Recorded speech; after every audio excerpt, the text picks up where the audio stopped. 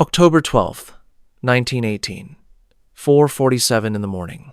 The Meuse Argonne, France. Sergeant Frank Caldwell crouched in a muddy shell hole, his hands black with cordite and oil.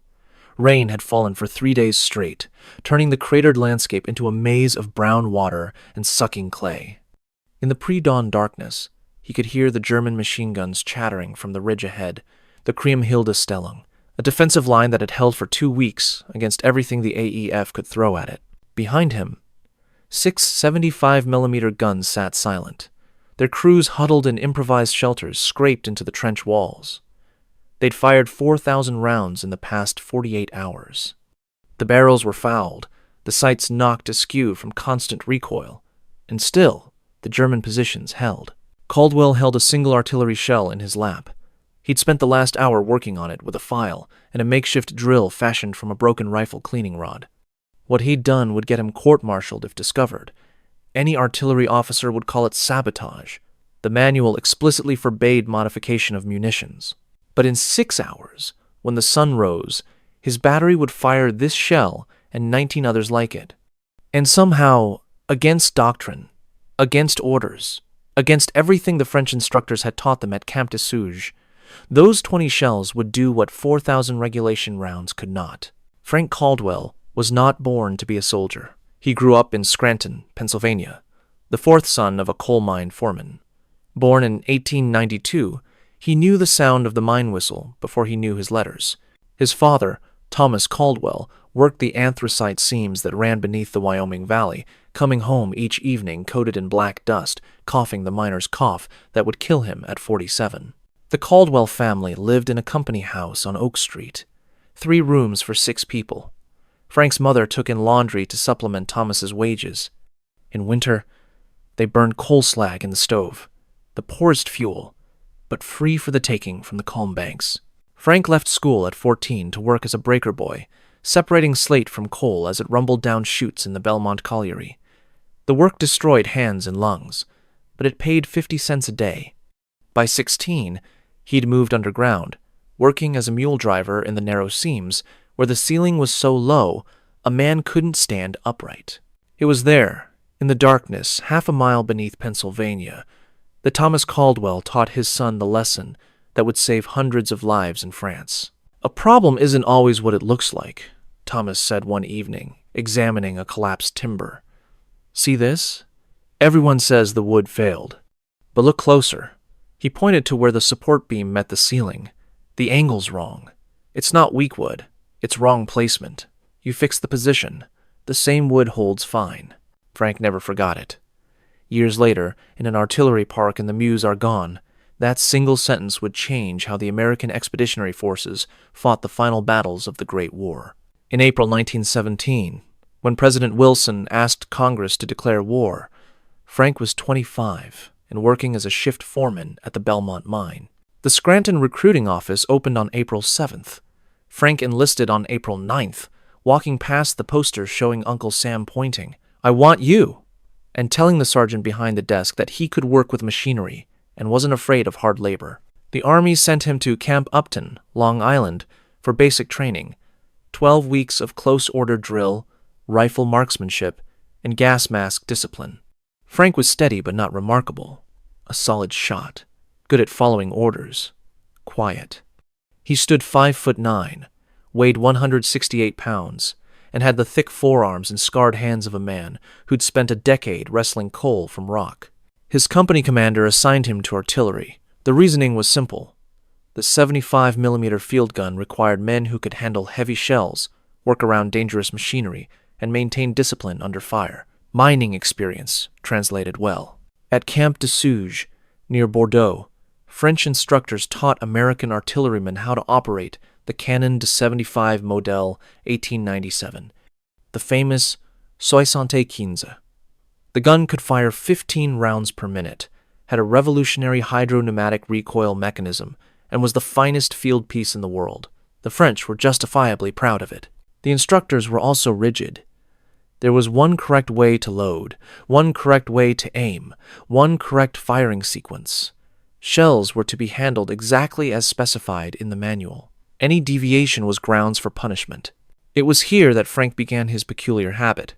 During off-duty hours, while other men played cards or wrote letters home, Frank would examine unexploded German shells that had been recovered from the battlefield for training purposes. He'd study their fusing mechanisms, measure their ballistic caps, sketch their internal structures in a notebook. His section mates thought it odd. They called him Professor. Sometimes shell-shocked Frank, even though he hadn't seen combat yet. Corporal Martinez from Texas asked him once why he bothered. "Just trying to understand how they work different from ours," Frank said. "They work fine," Martinez replied. "French have been using them for 3 years. Frank didn't argue, but he kept studying. The mockery intensified when Frank began asking questions that challenged French doctrine. Why did the 75mm shell have a percussion fuse that detonated on contact? Why not a delayed fuse that would penetrate deeper before exploding? Why was the fragmentation pattern optimized for open field warfare when the Western Front was all trenches and dugouts? A French captain, irritated by Frank's questions, dressed him down in front of the entire battery. "That's not in the manual, Corporal. You'll get your men killed. We don't do it that way in this army." Frank said nothing, but that night he wrote in his notebook, "Contact fuse equals surface burst. Energy goes up and out. German dugouts 15 to 20 feet deep. Shells too shallow." By September 1918, Frank's Battery C, 129th Field Artillery Regiment, 35th Division, had been in France for 4 months and in combat for 6 weeks. They'd fought at Saint-Mihiel, where the American offensive had succeeded largely because the Germans were already withdrawing. Now they were in the Meuse-Argonne, the great final push that was supposed to break the German army and end the war.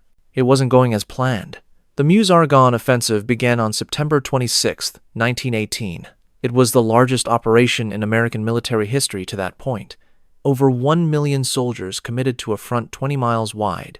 The objective: drive north through the Argonne forest and the heights above the Meuse River, cut the Sedan-Mézières Railway, and sever the German army's main supply line. The American First Army made good progress the first day, advancing several miles.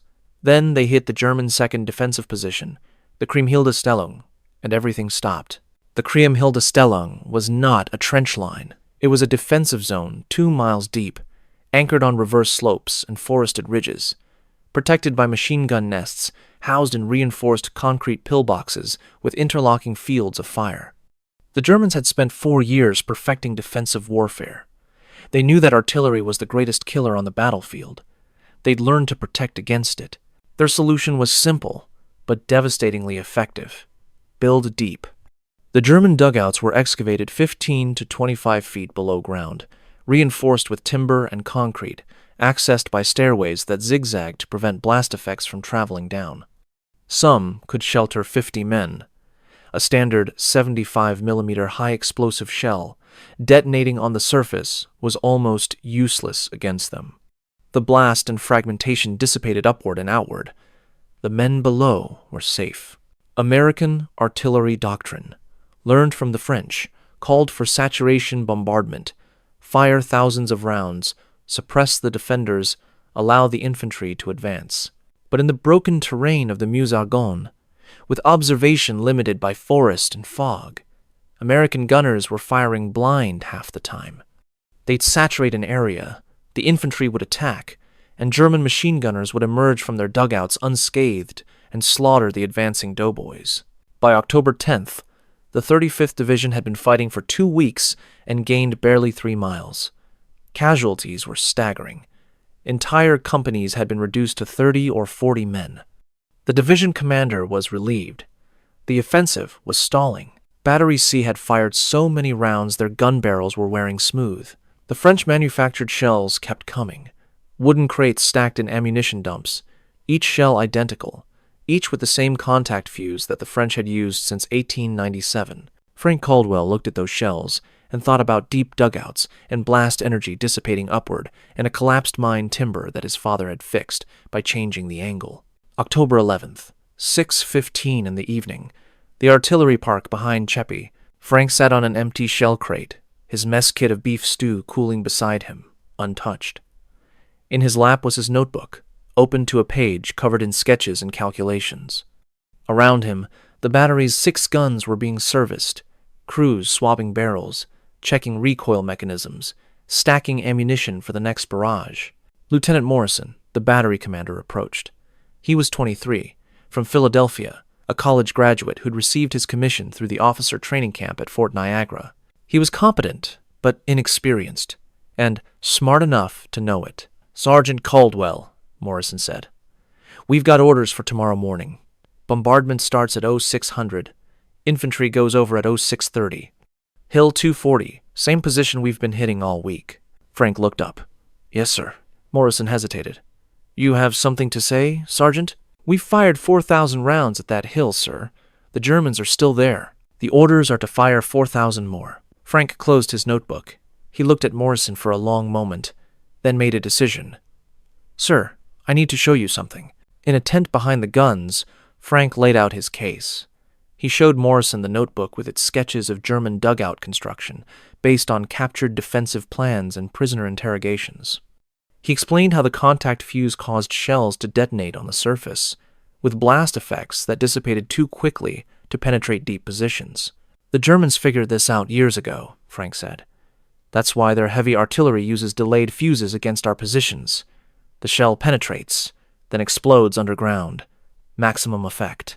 Morrison frowned. "The 75mm shell doesn't have a delayed fuse option." "No, sir, but it could." Frank produced a shell he'd been working on. He'd filed down the percussion fuse's striker pin, reducing its sensitivity. Then he'd packed the tip with candle wax mixed with wood shavings, a crude but effective buffer material. "The wax delays the detonation by maybe half a second," Frank explained.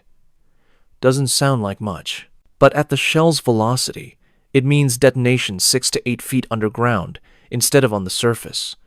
The blast is contained, directed downward and outward. It'll collapse dugouts instead of just making noise on top of them." Morrison stared at the modified shell. "Sergeant, do you understand what you're proposing? Modification of munitions is explicitly forbidden. If this shell fails to detonate, or detonates prematurely in the barrel, it could kill the entire gun crew." "Yes, sir. And you want to fire how many of these?" 20 shells, sir. 1 per gun per salvo, concentrated on the known dugout positions. If I'm right about the German defensive setup, those 20 shells will do more damage than the 4,000 we've already fired. And if you're wrong, then we've wasted 20 shells, and I'll face court-martial." Morrison was silent for a long time. Outside, the sound of distant artillery rumbled across the valley, other batteries firing their routine, harassing fire missions, sending shells into the darkness hoping to hit something. Finally, Morrison spoke. "I can't officially authorize this. Do you understand that? If this goes wrong, I'll deny knowledge." "Yes, sir, but I'm also not going to stop you from preparing ammunition for tomorrow's mission. What you do during preparation is your responsibility as section chief." It was as close to permission as Frank would get. He worked through the night. 20 shells, each one carefully modified. File down the striker pin, not too much, or it wouldn't detonate at all. Pack the fuse with wax and wood fiber, not too tight, or the shell would malfunction. Test the weight and balance. A shell that flew erratically was useless. Corporal Martinez found him at 0200, hunched over a crate in the ammunition dump, working by lantern light. "Frank, what the hell are you doing?" "Fixing a problem." Martinez looked at the modified shells, understanding immediately. "Jesus Christ, they'll hang you for this." "Maybe. Why?" Frank thought about the question. He thought about the boys from Kansas and Missouri who made up the 35th Division's infantry, farm kids mostly, who'd been going over the top for 2 weeks into machine gun fire because the artillery couldn't knock out the German positions.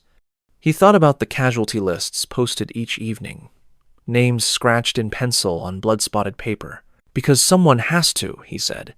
At 0445, Frank and his gun crew began loading. The modified shells were marked with a single white stripe. Frank's notation, not official. 1 modified shell per gun, loaded first in the firing sequence. The crew knew something was different. Private Johnson, the loader, hesitated when he saw the white stripe. "Sarge, what is this?" "Insurance," Frank said. "Load it." The gun crews went through their pre-firing ritual. Swab the bore. Check the breech mechanism. Confirm ammunition. Range, 3,800 yards. Elevation, 12 degrees. Bearing, 024 degrees magnetic. The target was a section of Hill 240's reverse slope, where aerial reconnaissance had identified the entrance to a large dugout complex, probably a battalion command post. Standard shells had been hitting that spot for days with no apparent effect. At 0558, Lieutenant Morrison gave the order. "Battery, prepare to fire." Frank stood beside gun number 3, his hand on the breech. The gun's barrel pointed northeast, toward the hill that was barely visible in the pre-dawn murk. Rain dripped from the muzzle brake. Morrison raised his arm. "Battery, fire!" 6 guns roared simultaneously. The modified shells, traveling at 1,700 feet per second, arced across 2 miles of devastated landscape and fell on Hill 240. What happened next? No one at the battery position could see. The results would have to wait for the infantry's report. But Frank had done his mathematics. He'd calculated the shell's penetration depth, the blast radius underground, the structural failure points of timbered dugouts. He'd thought about his father examining a collapsed mine tunnel and seeing not a failed timber, but wrong placement, wrong angle, wrong understanding of how forces distributed through earth and wood. The shell from gun number 3 struck earth 20 feet from the dugout entrance. The wax buffer delayed detonation by 0.6 seconds. In that time, the shell penetrated 7 feet into the chalky soil of the hillside. Then it exploded. Underground, the blast wave behaved differently than in open air. Instead of dissipating spherically, it was channeled and focused by the earth itself. The explosion created a shock wave that traveled through the ground like a seismic event, hitting the dugout's timber supports from an angle they weren't designed to resist. From below and to the side, not from above. The dugout, which had withstood days of surface bombardment, collapsed in 4 seconds. 23 German soldiers were buried. The entrance tunnel caved in. The command post's telephone lines, buried 3 feet deep, safe from surface shelling, were severed by ground shock. Multiply that by 20 shells, 20 different dugout positions. At 0603, the battery fired its second salvo. Standard contact fuse shells this time, traditional high-explosive rounds following the barrage schedule. Frank watched through binoculars, looking for something, anything that would tell him if his modification had worked. At 0615, a strange thing happened. German defensive fire from Hill 240, normally intense and immediate, was sporadic and uncoordinated. Single machine guns firing, then stopping. Gaps in their protective barrage where there should have been continuous coverage. At 0630, the American infantry went over the top. Companies from the 138th Infantry Regiment, men who'd been attacking that same hill for 6 days, who knew exactly where every German machine gun nest was positioned because those guns had killed their friends. They advanced, expecting slaughter. Instead, they reached the base of the hill in 7 minutes, with only scattered rifle fire opposing them. They climbed the slope, waiting for the murderous machine gun fire that always came. It didn't come. At 0647, they reached the German trench line on Hill 240's crest. They found abandoned positions, weapons left behind, and, most tellingly, dugout entrances that had collapsed inward, timber supports shattered, earth caved in. They also found Germans, dazed men stumbling in the open, some wounded from the collapse, others simply stunned. Men who'd survived 2 years on the Western Front, who'd endured British bombardments at the Somme and French attacks at Verdun, but who'd never experienced shells that struck like earthquakes, that collapsed their shelters and buried their officers. The 138th Infantry captured Hill 240 by 0710, 40 minutes after the attack began. Casualties, 12 wounded, 2 killed. In 6 previous attacks on the same objective, casualties had averaged 200 per attempt. At 0745, a runner arrived at Battery C's position. Lieutenant Morrison read the message, then walked slowly to where Frank stood beside gun number 3. "Sergeant Caldwell," Morrison said quietly, "I don't know what you did. The infantry commander wants to know what we did. Division artillery wants to know what we did." He paused. "What did we do?" Frank handed him one of the modified shells. Morrison examined it, understanding dawning. "How many of these did you fire?" 20, sir. "And the effect?" "The hill fell in 40 minutes, sir." Morrison was silent. Finally, Division commander wants to see you at 1100 hours. I suggest you bring your notebook. The meeting at division headquarters in Varennes was brief and tense. Major General Peter Traub, commanding the 35th Division, was a veteran of the Philippine insurrection and the punitive expedition into Mexico. He was 51 years old, exhausted from 2 weeks of brutal combat, and had no patience for regulations that got his men killed. Frank stood at attention in a farmhouse basement that served as the division's operations center. Maps covered the walls, the Meuse-Argonne sector, marked with blue pencil showing American positions and red pencil showing German defenses. The Kriemhilde-Stellung was a thick red line that ran across every map. Sergeant, I'm told you modified artillery shells without authorization, Traub said. That's sabotage. I could have you shot. Yes, sir. I'm also told that those modified shells are the reason the 138th Infantry took Hill 240 with 12 casualties instead of 200. Is that accurate? I believe so, sir. Explain. Frank explained. The problem of deep dugouts, the limitation of contact fuses, the solution his father had taught him in a Pennsylvania coal mine, that sometimes you don't fix the thing, you fix the position or angle or approach. Traub listened without interruption. When Frank finished, the general turned to his artillery officer, Colonel Hayes. Can this be replicated? Traub asked. Unknown, sir, Hayes replied. Sergeant Caldwell's modification is crude, but apparently effective. The question is whether it can be standardized and produced in quantity without compromising safety. How long to find out? 24 hours, sir. We test-fire modified shells, assess the results, and develop procedures. Traub looked at Frank. Sergeant, you're confined to quarters pending investigation. That's for your protection as much as anything. Half the artillery officers in the AEF will want your head for violating munitions protocols, and the other half will want to pin a medal on you. I need time to figure out which half wins. Yes, sir. Colonel Hayes, your artillerymen will work with Sergeant Caldwell to replicate and test his modification. If it works consistently, I want every gun in this division firing these shells within 48 hours. If it doesn't work, we'll deal with the sergeant appropriately. Yes, sir. Dismissed. Outside the farmhouse, Lieutenant Morrison waited. How bad? He asked. Confined to quarters, Frank said. Could be worse. Could be better. You just violated about 15 regulations. Yes, sir. Morrison smiled slightly. For what it's worth, the infantry boys are calling you Digger Caldwell now. They think you're some kind of genius. I'm just a coal miner who filed down some fuse pins. Well, your filed down fuse pins saved 100 lives this morning. That counts for something. The testing began that afternoon.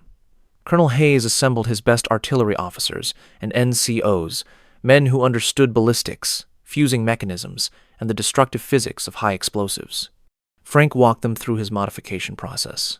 Striker pin reduction, wax buffer composition, quality control checks.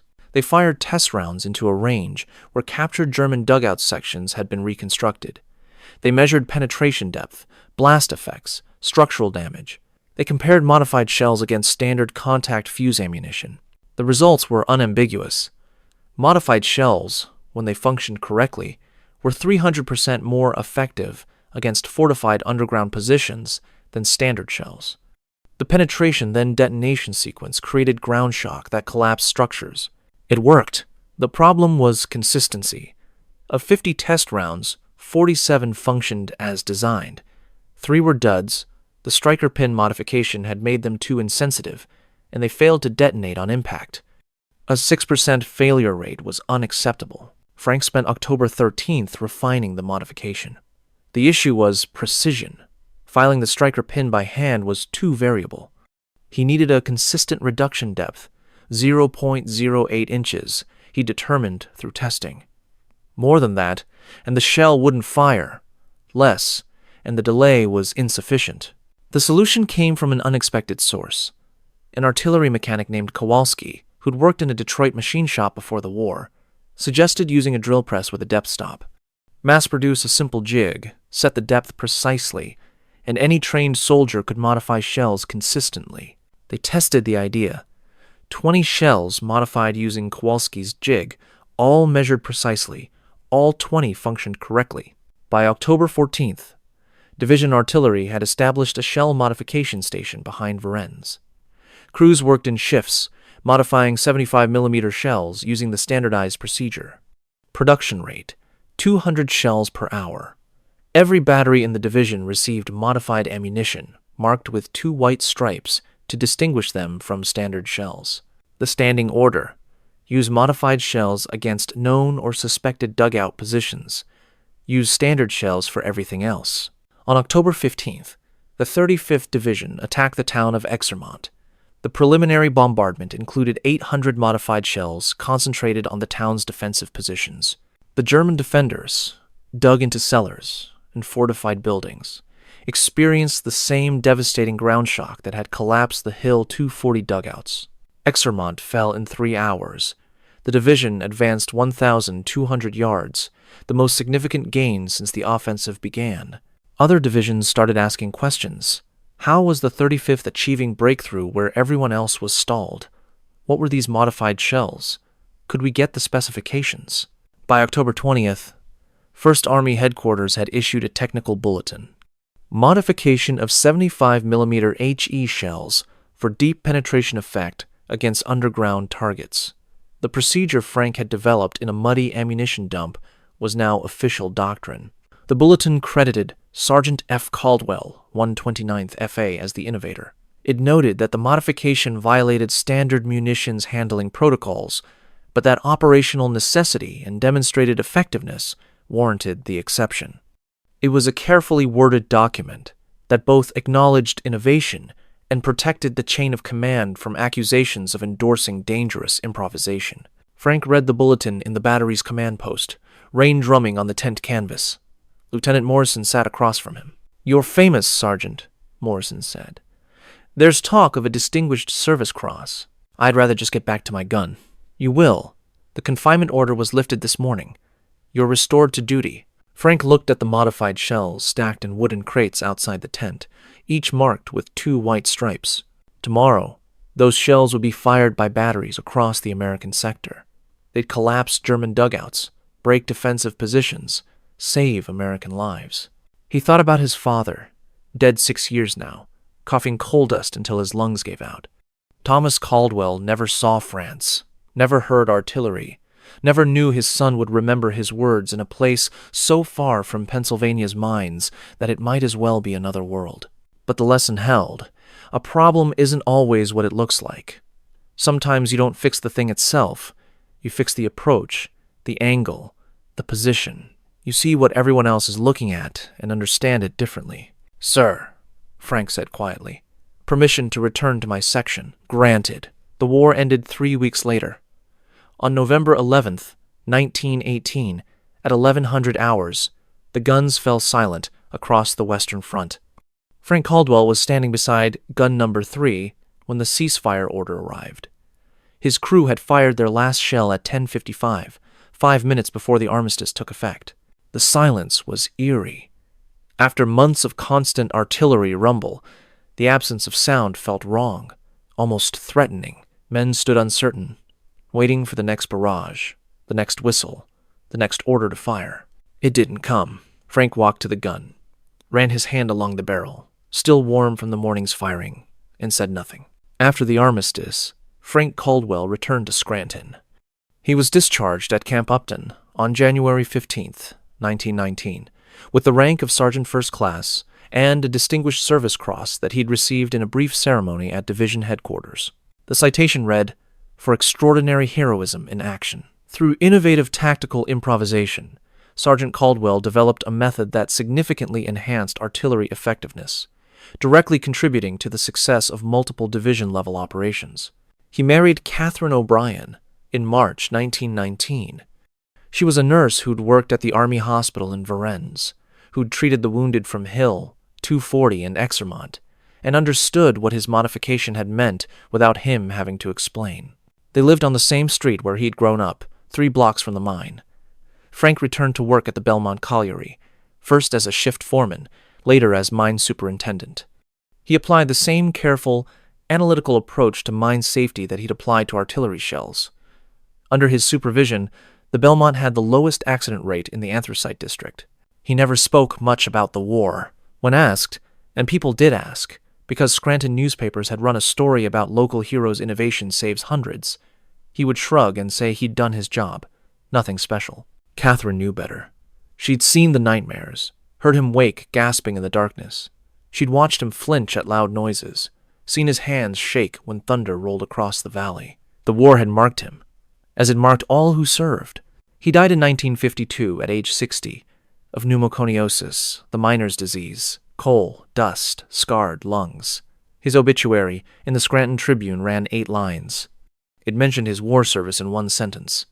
Mr. Caldwell served with distinction in France during the Great War. Most people in Scranton remembered him, if they remembered him at all, as a quiet man who'd worked at the Belmont mine for 33 years and raised 3 children. But in France, on Hill 240 near Cheppy, there is a small marker placed by the 35th Division Association. It reads, "On this ground, October 12, 1918, new methods proved old courage." Most visitors don't know what it means. Few stop to read it. But the men of the 138th Infantry, who took that hill with 12 casualties instead of 200, they knew, the survivors, when they gathered at reunions in Kansas City and Street. Louis would raise a glass to Digger Caldwell and tell the story of the sergeant who'd filed down some fuse pins and saved their lives. Years after the armistice, the U.S. Army Command and General Staff College at Fort Leavenworth began teaching a case study in their advanced artillery course. It was labeled Modification of Effect Through Fusing Innovation, the Meuse-Argonne example. The case study described how a single non-commissioned officer's field modification had increased artillery effectiveness against fortified positions by 300%. It analyzed the technical aspects, delayed fusing, penetration depth, ground shock mechanics. It discussed the command decision to adopt an unauthorized innovation during active combat operations. The case study never mentioned Frank Caldwell by name. It was standard practice to anonymize teaching examples, but instructors knew. Every artillery officer who studied at Leavenworth learned the story, even if they didn't know the protagonist's name. The lesson was clear. Doctrine is essential, but adaptation is survival. The greatest innovations often come not from staff, colleges, or research laboratories, but from soldiers in the field who see problems clearly and think differently about solutions. World War II artillery would build on Frank's insight. Delayed fuses became standard for attacking fortified positions. Variable time fuses, a sophisticated evolution of the same principle, would prove devastating in both Europe and the Pacific. The concept of matching fusing to target type, rather than using one standard munition for everything, became fundamental to fire support doctrine. None of these developments cited Frank Caldwell directly, but they followed from his basic insight that a problem isn't always what it looks like, and sometimes you don't fix the thing itself, you fix the approach.